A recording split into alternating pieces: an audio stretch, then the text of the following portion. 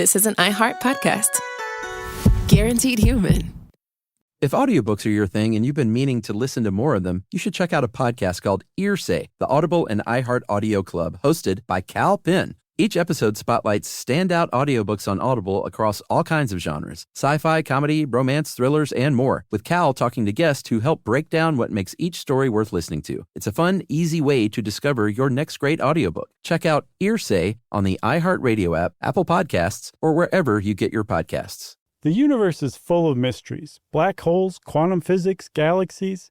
On TikTok, millions of people are learning more about the universe around them every day. Scientists break down complex theories, demonstrate experiments, and connect dots between the cosmos and our daily lives. One scroll might reveal the concepts on the fabric of space-time, the next an optical illusion. It's discovery on a massive scale, where millions learn something new every day. Hey everyone, it's me, Josh, and for this week's SYSK Selects, I've chosen Can Nuclear Fusion Reactors Save the World? Well, it turns out probably, if we can just figure out how to build one properly. Well, sit back, buckle up, and prepare to be titillated with what I find to be the most arousing, amazing form of future energy around. Enjoy.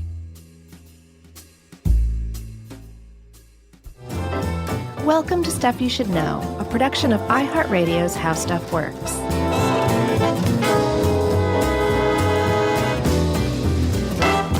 Hey, and welcome to the podcast. I'm Josh Clark. There's Charles W. Chuck Bryant. There's Jerry, who's a barrel of laughs. And this is Stuff You Should Know. She gave us the old quick start. Yeah. Like, I don't want to hear it anymore. I'm pressing record. Yeah, she knows that shuts me up.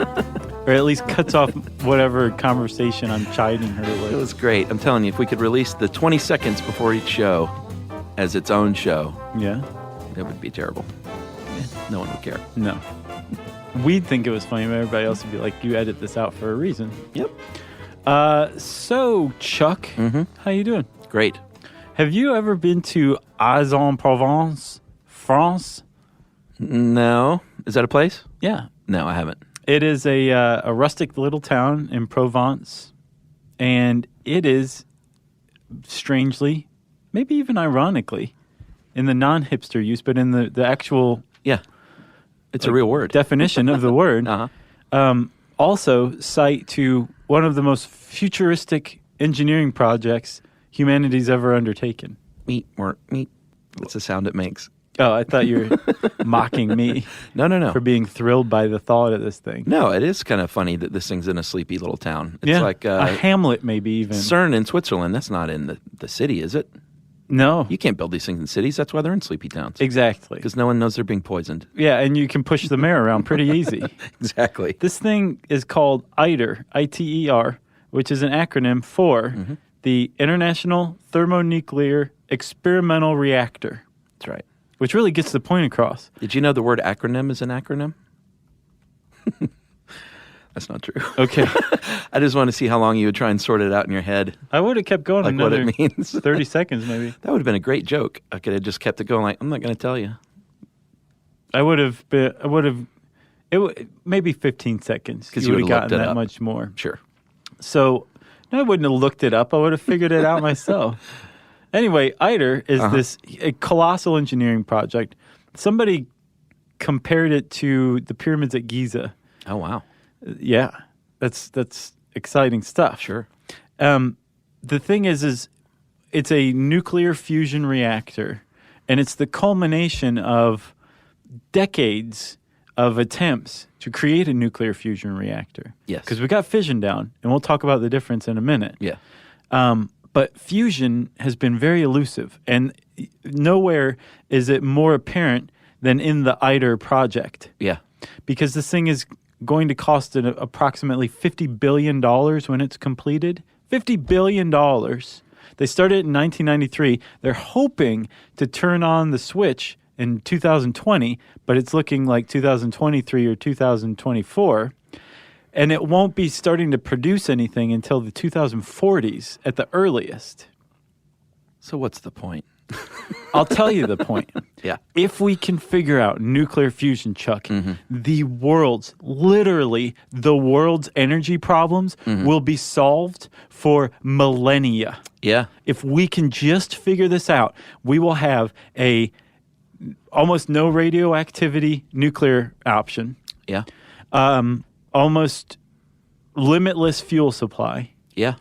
Totally green. Yeah. Clean. No pollution, no greenhouse emissions. Right. And with plenty of energy to spare. Yeah. Using the already extant infrastructure we have to supply power. Like, you don't have to completely rebuild everything. You can just, to the electrical cables outside, it'll be the exact same thing.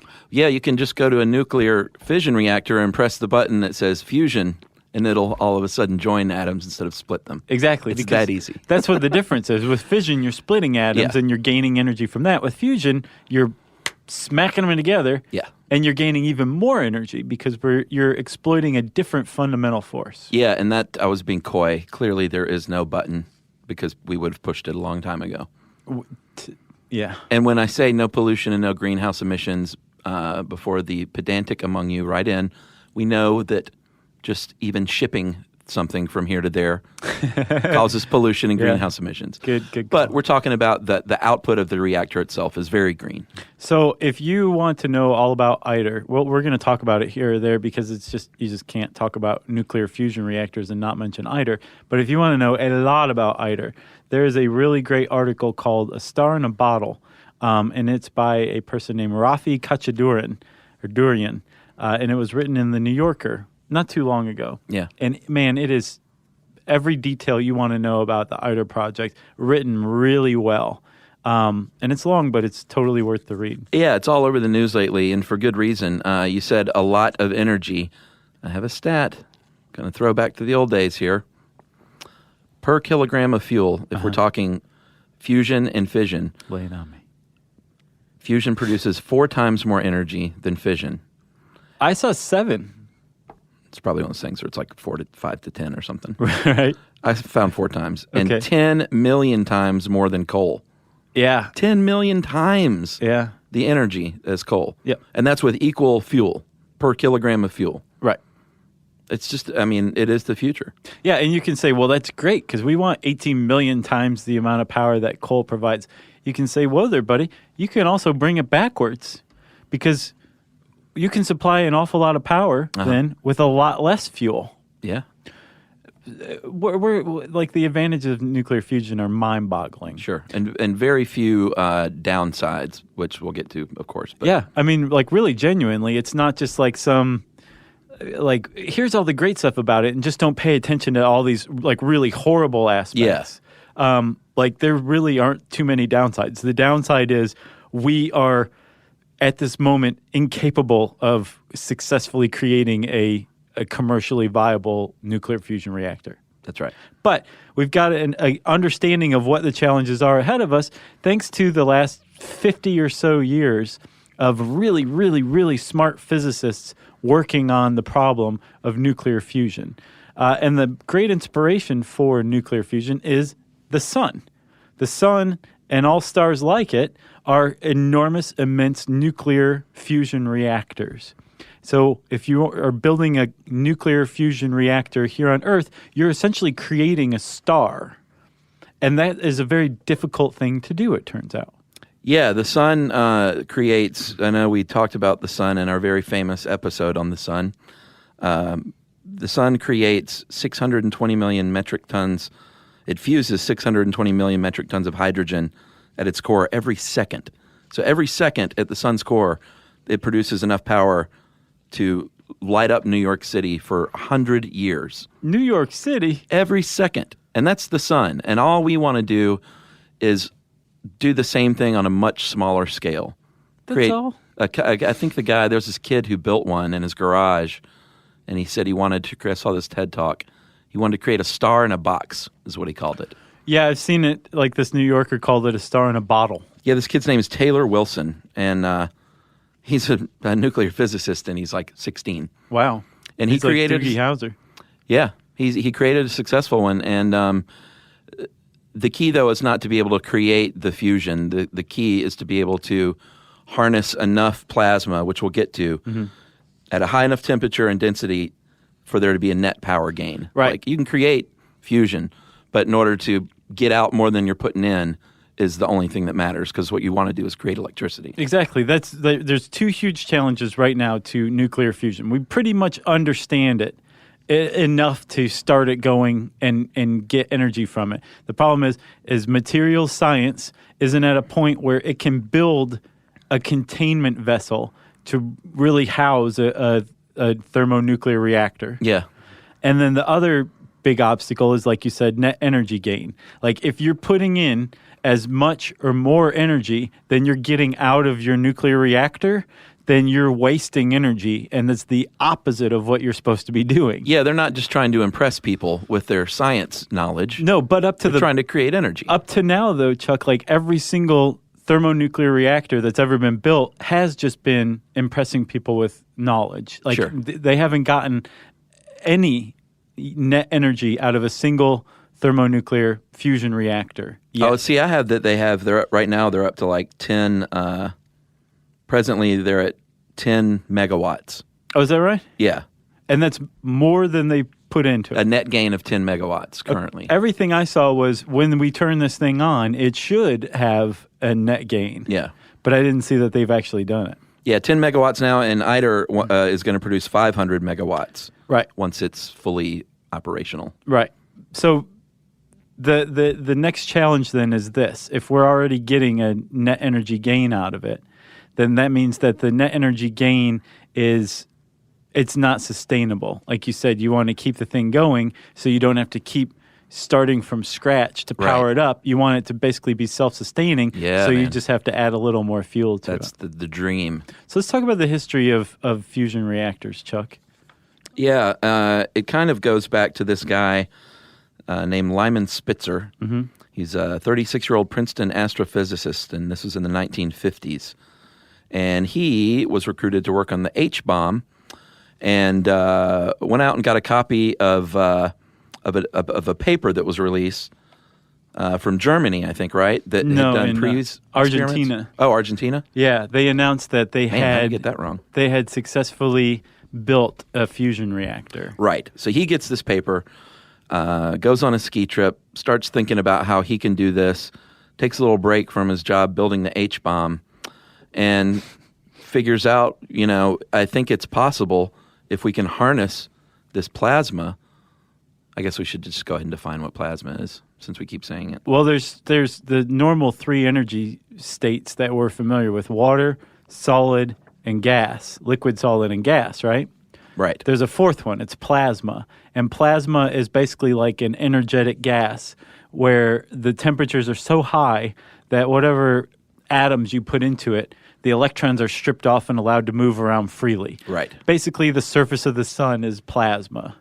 That's what plasma is. It's a gas. It's a roiling gas that's really hard to control and is really unpredictable. Which is when you see the sun like that rippling, wavy-looking thing. That's plasma. Right, and the reason the sun manages to stay together is because it is enormously massive and has a ton of gravity at its core. Yeah, we don't have that advantage here on Earth. We don't. So we try to make up for that by increasing the temperature. That's right. Okay. And he was onto it way back then in the 1950s. If we can just harness this, if we can just get it hot enough, and he created a tabletop device called the Stellarator, and it was in a figure eight position. It was a pipe in a figure eight. Yeah. And this would keep things from banging into walls, theoretically.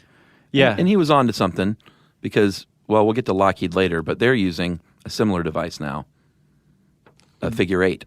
Oh, yeah? Yeah. I didn't realize that was a figure eight. It is, which is weird because what they eventually found out was that a donut shape was really the key to get that net gain. So the reason that they found out that a donut shape worked was because in the late 50s, the U.S. had run up against the wall. They were saying like, okay, we've got this, but we can't control the plasma.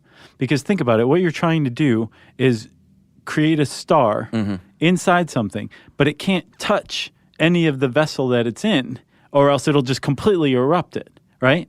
Yeah, they compared it to holding jelly in rubber bands. Right. It was just like you can't. They couldn't figure out how to control the plasma. Yeah. So when the U.S. ran up against this wall, they said, "Hey, rest of the world, we're going to declassify what Lyman Spitzer has been doing. Help us out. And like we'll share if you guys share." And it turns out that the Russians had already come up against this problem and licked it. They figured out that if you put the thing in what's called a toroidal shape, a donut shape, using electromagnets, you can tame the plasma essentially.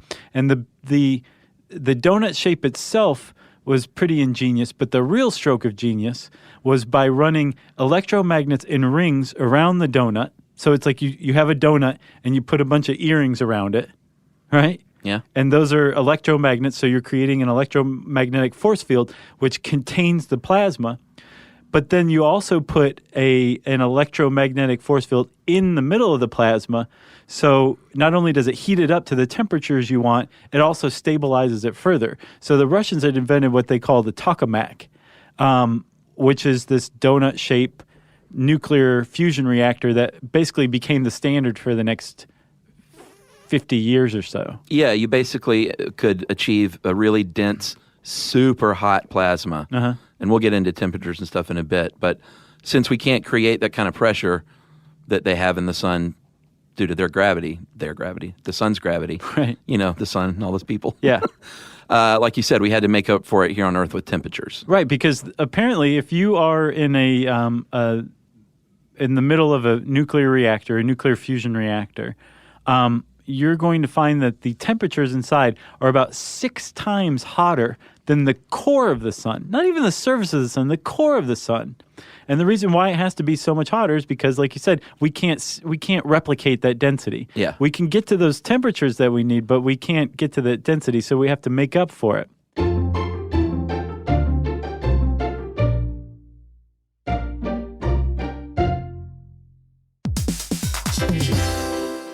Hey, everybody. I want to talk to you a little bit about Tide Evo because it represents over 10 years of innovation and product development. Tide Evo is a first-of-its-kind technology where tens of thousands of minuscule fibers are spun together to form a 6 times powerful layer packed with scrubbers, brighteners, pre-treaters, and fresheners. And that's going to deliver a breakthrough clean that's so powerful, it feels like magic. Yeah, it is kind of like magic. Tide Evo is revolutionary. A 100% concentrated, waterless laundry tile that's made of compressed microfiber soap layers rather than liquid or powder. And it's not like pods or sheets because it uses 6 layers of detergent fibers to deliver superior cold water cleaning without plastic packaging of any kind. And it provides a mess-free, lightweight solution that dissolves lickety-split. So whenever you run into a laundry challenge, turn to Tide Evo. It's revolutionary. It's magic. Try new Tide Evo. Real laundry magic. Spectrum Business keeps businesses of all sizes connected seamlessly with fast, reliable internet, advanced Wi-Fi, phone, TV, and mobile services. That's right. And Spectrum Business offers 100% U.S.-based customer support 24/7 to help you stay up and running. And they offer tailored connectivity solutions with packages built for your business budget. Yeah, so it's no wonder millions of business owners rely on Spectrum Business to keep them connected. Visit spectrum.com/business to learn more. Restrictions apply. Services not available in all areas.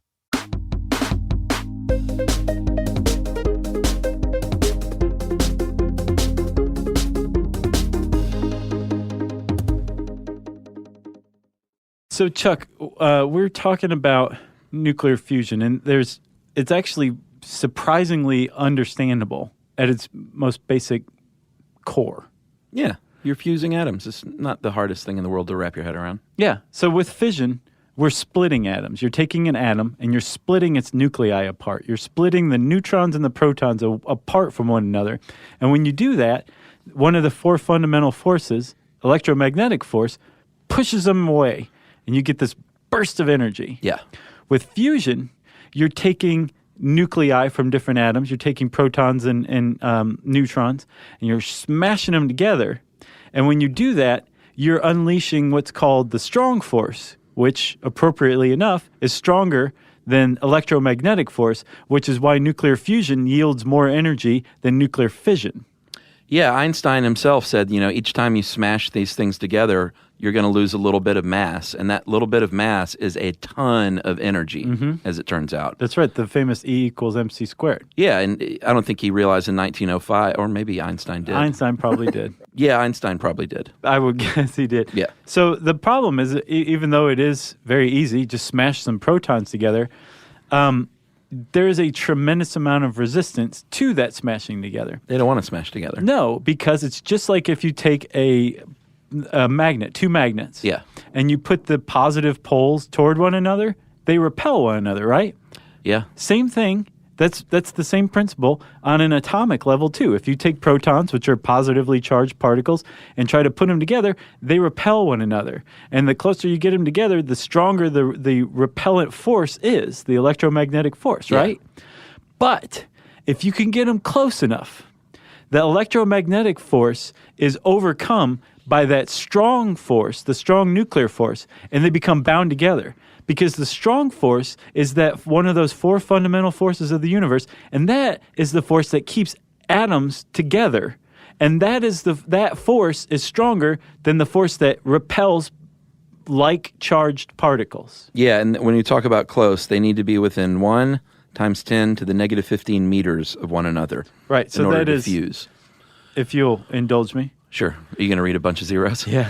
It's 0.0000000000000001 meters apart. Right. That's how close they have to be. That's right. To get them to accept one another and to fuse. Right. I have a theory that if they're not fusing because they think they're going to be made into a bomb, and if we told them that we were creating energy, they might be more willing to fuse together.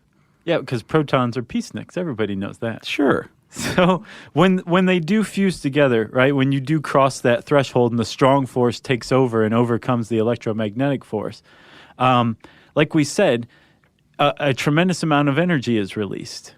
And it's released in part in the form of neutrons, right, which are neutral particles, which suddenly start carrying a tremendous amount of kinetic energy. So let's say you have one atom, you got another atom, and they're both like, I'm not getting close to you. We're not going to get to... Okay, we got together. Yes. That force, that mass that's displaced is transferred through the neutron that gets kicked off of the atom, right? Yeah. And is carried out. Now, a neutron doesn't have any kind of positive or negative charge. It's neutral. It's a neutron. Yeah. Which means that it can pass through the very electromagnetic fields that are keeping this plasma where this reaction is taking place together. Once that happens, Chuck, it can go out to what's called a blanket wall in a thermonuclear reactor, warm it, and then that heat is transferred into a water cooling system.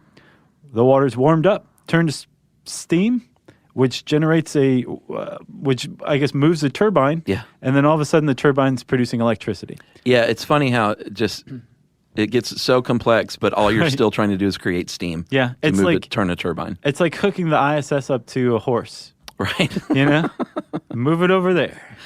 So there are a few types of fusion reactions. The ultimate goal, right now what we can do on a small scale is what's called a deuterium-tritium reaction. Yeah. That's the one that we can currently achieve. That's one atom of deuterium and one atom of tritium combining to form a helium-4 atom and a neutron. Yeah. The ultimate goal, I mean, that's good, and that'll create a lot of energy, but there are a few downsides. Tritium is radioactive, for one. You have to mine it from lithium. Yeah. And lithium's fairly rare. Sure. The ultimate goal is to reach deuterium-deuterium reactions, which is two deuterium atoms combining to form that helium-3 and a neutron. And you can get that from the seawater. It's abundant, almost limitless. And I couldn't find this, but I think clean water can be a residual effect of this. Am I wrong? I don't know if Well, you're probably not injecting water, but to get the deuterium, I mean, desalination plants are the key to the future as far as supplying the world with fresh water. Yeah, I thought I saw somewhere where it was an actual byproduct. But is that right? Yeah, but then I couldn't find it, so I'm not sure if that's right or not. You know what? You just jogged my memory. I feel like in a hydrogen-powered car, water is one of the byproducts. So maybe so. Yeah. All right, don't quote me on that, though. At the very least, it's a great way to create energy. Right, and what's you also can get tritium from helium, I believe. So even now with the deuterium tritium reactions that we're working on, there's already a workaround. You know, like you can create a thermonuclear reactor that's a breeding reactor, to where the byproduct helium can be used to harvest more of the fuel you're using, tritium. Yeah, and aren't we running low on helium? We are, which is like, remember when we were talking about in the dirigible, the Zeppelin? Which one was it? Blimps? Well, how blimps work. Yeah, and then a long time ago we did one on the Mars turbine. Yeah, Mars turbine requires helium. But yes, there is very clearly a helium shortage, and the idea that we're just using it for party balloons rather than this is scary. Yeah, and don't be confused if we say things like deuterium and it sounds super complex. All that is hydrogen with an extra neutron. Yeah, it's an isotope. Yeah. So there's 3 isotopes of hydrogen, and they're all still the same element. They're all still hydrogen, but they have different configurations as far as their neutrons go. So protium is a hydrogen isotope with 1 proton and no neutrons. Deuterium is a hydrogen isotope with 1 proton and 1 neutron. And tritium is a hydrogen isotope with 1 proton and 2 neutrons. And like you said, tritium is radioactive, but the beauty of it is you need very, very, very little of it to fuel a nuclear fusion reactor, and it becomes a stable helium, a non-radioactive helium, in the reactor. So you don't have this leftover radioactive fuel. Isn't that awesome? I think they said it would be equivalent of the radiation we just see every day and walking around on the street, right? Yes, the background radiation, I believe. I saw that too. The thing is the parts to the nuclear reactor themselves will become irradiated over time. Apparently, though, compared to the kind of radioactivity that's generated from nuclear fission, this stuff you could just disassemble and bury in the desert for 100 years, go back and dig back up, and it'll be totally inactivated. So the stuff that is radioactive is extraordinarily manageable. Yeah, it is. And like I said, we don't want to make it sound like this is perfect. There is, they do predict the short to medium term radioactive waste problem. And they say that's due to activation of the structural materials. Right. The actual thermonuclear device itself. Yeah, and while you don't need much tritium, even a few grams of tritium is problematic. But hopefully, there's no accident. Although they say accidents with these, as if you just turn the power off, it stops everything. Yeah, it's not like a chain reaction can occur right. like a fission reactor. There's not where it's out of your control. There's not a meltdown. Which also, if you want to know more about that, go listen to our How Nuclear Meltdowns Work episode. That was pretty good. We released it right after Fukushima. Oh yeah, but it applies to all fission reactors. That's right. So the goal is ultimately deuterium reactions, where you're pairing those together. It does. And the reason why is, again, it's abundant fuel. You can get it from desalinating seawater. And then, secondly, it's not radioactive at any point. So it wouldn't make the thermonuclear reactor itself radioactive, too. That's right. The reason why we're not doing that already is because we can't achieve the temperatures necessary. That's right, which leads us to the 2 big stumbling blocks. Everyone knows this is a great idea. There's no one out there saying, I don't know about this fusion thing. Creating a star in a box sounds kind of weird. The problem is the barriers that we have here on planet Earth, which is 1, temperature, and 2, pressure. We have achieved the temperature, which is the requirement is 100 million Kelvin.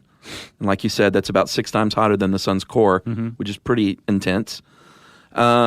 And the other is pressure. Like we said, we need to get them within, I'm not going to make you read all those zeros again, but smash them that close in order to fuse. And since we don't have that kind of mass and gravity that the sun does, there are a few pretty genius ways that we're working around that. There's basically two as it stands. And then the Lockheed Martin one, which a lot of people are skeptical about, we should say, is kind of a variation on one theme. But there's two ways that we've figured out to create nuclear fusion reactors so far. One is using magnetic confinement, and the other is using inertial confinement. So magnetic confinement uses that tokamak technology. Yeah, it's sort of like CERN, it's using magnets to create pressure. I guess in CERN's case, they're using it to create speed. Right. But in this case, it's to create pressure. Right. So what you're doing is you have you have this donut-shaped chamber, and that's your reaction chamber. And then again, rings around the donut that go around the inside and outside of the donut. I know I'm kind of imagining wonderful donuts We're too. going Homer Simpson here. They create electromagnetic fields. Now, remember, this plasma is hydrogen gas that's been heated up to a temperature so hot that the electrons just float off and move around freely. Yes. And because of this higher temperature, these particles have become really, really energized. So they're moving and bouncing all over the place, and the pressure's building up. But because electrons are negatively charged and because protons are positively charged, if you use alternating electromagnetic fields, you can contain this plasma so that this incredibly hot gas that's 6 times hotter than the core of the sun can be contained within the electromagnetic fields. That's right. And we talked about power in, power out. You'd need about 70 megawatts of power to create this, to start this fusion reaction, but you're going to yield about 500 megawatts. That's the ITER project, I believe. Yeah, that's the ITER, and that's only a 300 to 500 second reaction. But like we said earlier, the eventual goal is that it's sustaining itself, right? Which is just a beautiful concept. Yeah.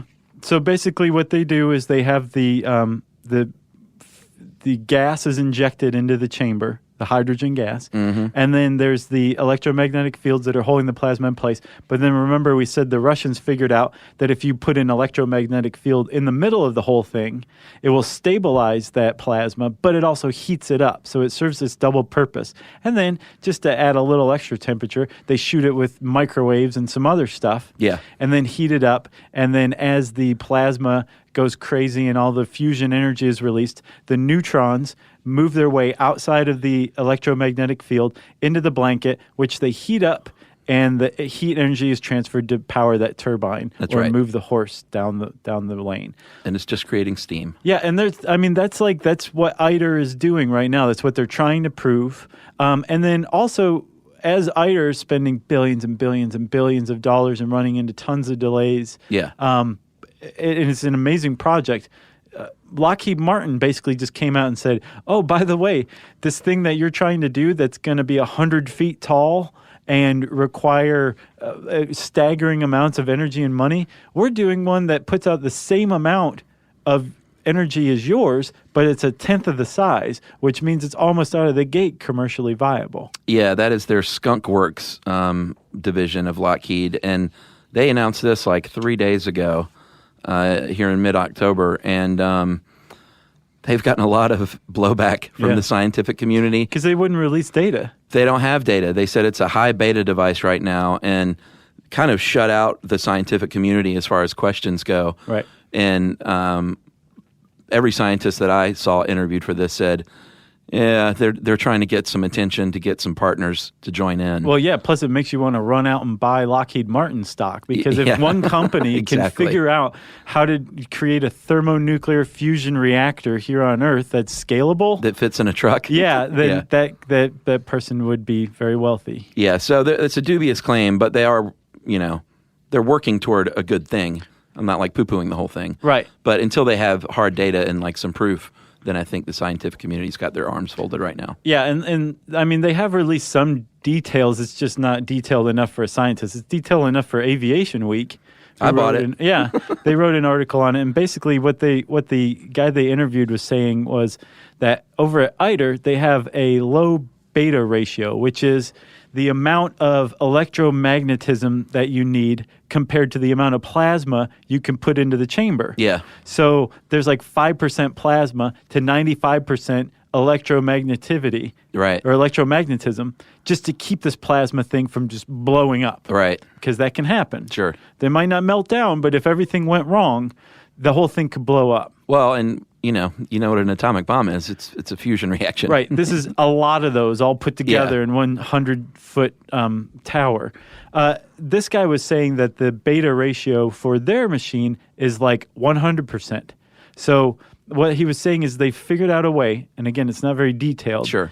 But they figured out a way to contain the plasma, but in a way that also allows it to expand. Yeah. Because if you think about it, the more plasma there is, the more hydrogen atoms there are. Yeah. The more hydrogen atoms, more isotopes there are, the more nuclear fusion reactions or events you can have, the more energy you can yield, right? Yeah. So they're saying they figured out how to contain the plasma. But again, like you said, the scientific community is really skeptical because they think it's just a PR stunt. Well, I think they made the mistake by saying they invented a magicometer to make it all happen. and don't ask about it. Yeah, right. I did see, though, that where Lockheed was using the figure 8 Stellarator configuration. Yeah. And I think that's true. I found a couple of more sources that were kind of vague about it, and I think the details on it are just vague, period. But Yeah. I don't know why they would abandon the donut shaped if the figure 8 was, 1950s technology that's sort of been disproven. Well, supposedly their whole jam was that even in the donut, in the tokamak, Yeah. this donut-shaped reactor, plasma has a tendency to just move around and make its way out. Sure. Like it's still not fully contained. Yeah. And they're using something, basically mirrors, to catch the plasma that's getting out and moving it to parts of the electromagnetic field that are less dense. So Right. if there's a bunch of protons in this part of the field, that field is being strained, but then maybe there's not that many protons over here, so they use mirrors to direct the protons to the low density area Just keep it all even? of the field. Yeah, to even the whole thing out, which makes makes sense. sense. But Yeah. again, if you're not releasing data, don't expect the scientific community to buy it. You got that right. So there's another way to build a thermonuclear reactor that's currently being worked on too, and we'll talk about that right after this. Stuff you should know. Hey, everybody. I want to talk to you a little bit about Tide Evo because it represents over 10 years of innovation and product development. Tide Evo is a first-of-its-kind technology where tens of thousands of minuscule fibers are spun together to form a 6 times powerful layer packed with scrubbers, brighteners, pretreaters, and fresheners. And that's going to deliver a breakthrough clean that's so powerful, it feels like magic. Yeah, it is kind of like magic. Tide Evo's revolutionary. A 100% concentrated, waterless laundry tile that's made of compressed microfiber soap layers rather than liquid or powder. And it's not like pods or sheets because it uses 6 layers of detergent fibers to deliver superior cold water cleaning without plastic packaging of any kind. And it provides a mess-free, lightweight solution that dissolves lickety-split. So whenever you run into a laundry challenge, turn to Tide Evo. It's revolutionary, it's magic. Try new Tide Evo. Real laundry magic. Spectrum Business keeps businesses of all sizes connected seamlessly with fast, reliable internet, advanced Wi-Fi, phone, TV, and mobile services. That's right. And Spectrum Business offers 100% U.S.-based customer support 24/7 to help you stay up and running. And they offer tailored connectivity solutions with packages built for your business budget. Yeah, so it's no wonder millions of business owners rely on Spectrum Business to keep them connected. Visit spectrum.com/business to learn more. Restrictions apply. Services not available in all areas.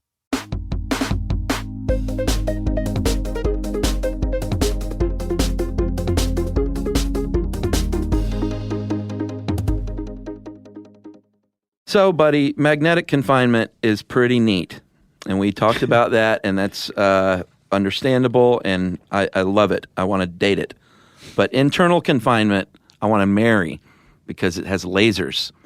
At the National Ignition Facility at Lawrence Livermore Laboratory, they are actually using laser beams. They have a device called the NIF device where they focus 192 laser beams on a single point in a 10-meter diameter target chamber called a Hohlraum.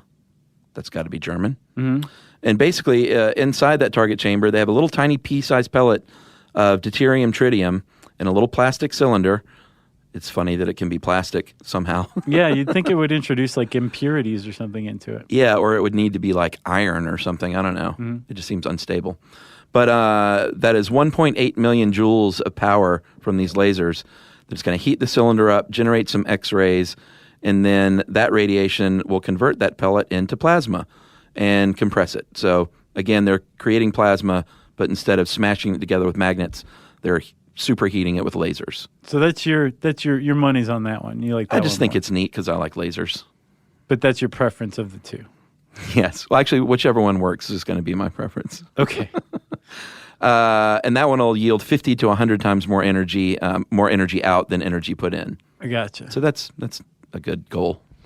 So, I guess basically the whole point of magnetic confinement is that if you can do without electromagnets, you have a more simple and elegant Oh, you solution. mean the internal confinement? Or Inertial. inertial? Yeah, that's what I mean. Inertial confinement. Basically, the whole thing just happens so fast, you don't even need these magnets to confine plasma because you're not creating the sustained ignition, right? Yeah, I might have said internal confinement before, by the way. It's inertial. Yeah, I know. That's all right. So what about cold fusion, buddy? That was all the rage, I remember, back in the 80s.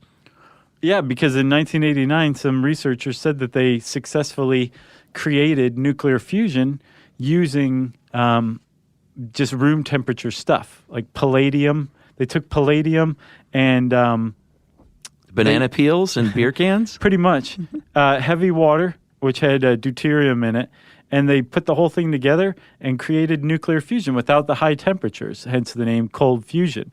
And if you can get around these high temperatures, then you work out the whole material science problem, right?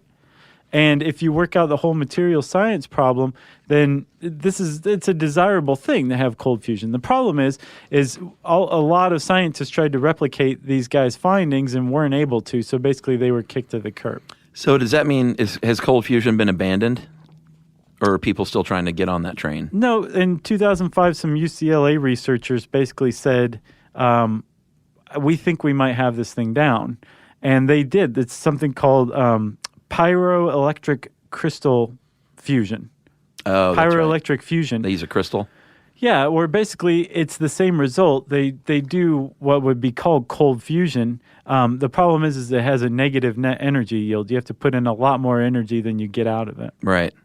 Well, that's no good. No. ITER seems like they are making headway more than Lockheed, despite their claim. They are being, like we said, it's in Europe, and it's being financed by a bunch of different countries. The U.S. is in, but they're kicking in, I think, the least amount, only about 17 million euros last year. Of course, we contributed dollars, but they're giving it to us in euros. Right. I think the EU spends the most, about 80 million. South Korea and China kicked in about 20 and 19 million, respectively, each. And I saw earlier where Russia was involved, but then I didn't see what they had contributed financially. Yeah, So they're I'm not definitely sure. involved still. Are they still? Mm-hmm. All right. Well, maybe they're just, we're writing a chit for them for later. They'll just pay us back. Right. But it is a very expensive prospect. And you need, countries getting together for something like this. Is not the kind of thing that like the U.S. can take on their own, I guess, unless you're Lockheed Martin. Right. And you don't have to prove your data. Right. So that's nuclear fusion. We'll see what happens. Yeah, you got anything else? Man, no, I just say everybody should go read Star in a Bottle on the New Yorker. It's really, really good. Yeah, it's pretty neat. You can also go to Instructables if you want to build a nuclear fusion reactor in your garage. You can do so. You're not going to create energy because, like we said, you're going to be putting in more than you get out. Mm-hmm. But there are instructions, and that kid did it. His was a little more advanced than the Instructables one, obviously. But, yeah. Nice. The 16-year-old kid. Yeah, he's amazing. His was legit. He's done more than that, too. His TED Talk was pretty impressive. Cool. He's, working on with Homeland Security already for various projects I'm that sure. have nothing to do with this. Yeah, I'm sure. Yeah. Well, if you want to learn more about nuclear fusion, you can type those words in the search bar at howstuffworks.com. And since I said that, it's time for listener mail. And Chuck, before we do listener mail, I want to give a shout out to our Kiva team. Yeah. For those of you who don't know, we did a podcast many years back on microlending. And Kiva, KIVA.org, is a organization where you can loan entrepreneurs in, well, it used to be just developing countries. Now you can do it here in North America as well. $20 at a time that you can get paid back for. You can get your money back if you're not happy. Or you can just keep reloaning that money, and it helps them get their small business going. And we started Kiva Team many years ago, and it is killing it. Mm-hmm. So you got some stats for us? So basically, as of October 19th, we have loaned, our team has loaned $2.7 million to people in developing countries. Nice. And in the U.S. here or there. And the big one is we've exceeded 100,000 loans. Man. By our team. Our team only has 8,079 members. So yeah. To all 8,079 of you guys, thank you. Way to go. Congratulations. Yes, and thanks as always to Glenn and Sonia, our de facto Kiva, what would you call them, presidents? Presidents of the Stuff You Should Know team? Yep. Captains of the Stuff You Should Know team? No, presidents. Okay, presidents. Presidentes. Glenn's like, yes, president. Yeah, they've been really, keeping it going for us. Yeah, and when, sometimes we'll forget, and Glenn will nudge us, hey, guys, remember the Kiva team. We should mention it. Right. So the next goal we have is for $3 million in loans, and we're on our way to it. So come join us. We don't begrudge people who are late to the party. Just go to kiva.org/teams/stuff you should know, and you can sign up. That's right. So now it's time for listener mail, right? Indeed, sir. I'm going to call this skywriting follow-up from Australia. Hey, guys, recently listened to how skywriting works, and it reminded me of something. Although this may not be suitable for listener mail, which I disagree, actually, because I'm reading it. Clearly. I was maybe 8 or 9 when a few friends and I were out on the street playing and doing things that 9-year-olds would do. It's so awkward to say that. So you're not replacing something right there? No. Oh, why? They were just doing 9-year-old things. Okay. It's good, clean fun. We looked up and saw a plane starting to skywrite and were instantly intrigued at what was being written. They started with an H and then an O. This went on for maybe 20 minutes until finally the word Hooters was scrawled across the sky, albeit backwards. So I guess they have the Hooters restaurant, chicken wing chain in Australia. I guess they're a rich kid. Yeah. Really immature rich kid. Yeah, or that. My brain couldn't comprehend how this person managed to screw up writing a word backwards. The best reason my childish brain could come up is that skywriting took place somewhere between us and a group of people that it was initially intended for, and that I just thought it was written up and downwards rather than across the sky. Until now, I'd never understood or bothered to learn why it was like that, so thank you for keeping the podcast great and allowing me to figure that out. That is from Marlon. Oh, boy. Hapurach Chi. Nice. Have you ever seen a word like that? Hapurach. Marlon from Sydney, Australia. Nice. Man. Thanks a lot, Marlon H. And that's Marlon with an A even. Oh, yeah? Marlan. Huh. Well, thanks a lot, Marlon. We're going to say it like that. Sure. If you have an awesome last name and want to share it with us, you can tweet to us at SYSK Podcast. You can join us on Facebook.com/Stuff You Should Know. You can send us an email to stuffpodcast@howstuffworks.com. And as always, join us at our home on the web, stuffyoushouldknow.com. Stuff You Should Know is a production of iHeartRadio's How Stuff Works. For more podcasts from iHeartRadio, visit the iHeartRadio app, Apple Podcasts, or wherever you listen to your favorite shows.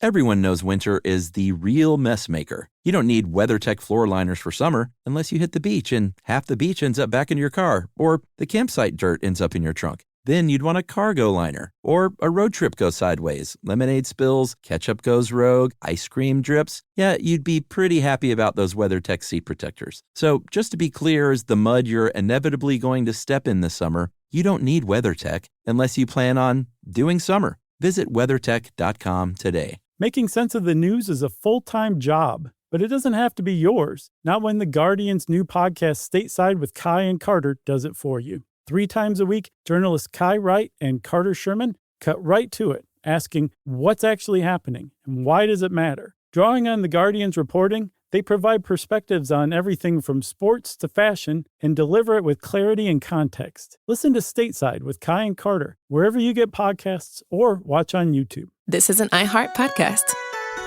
Guaranteed human.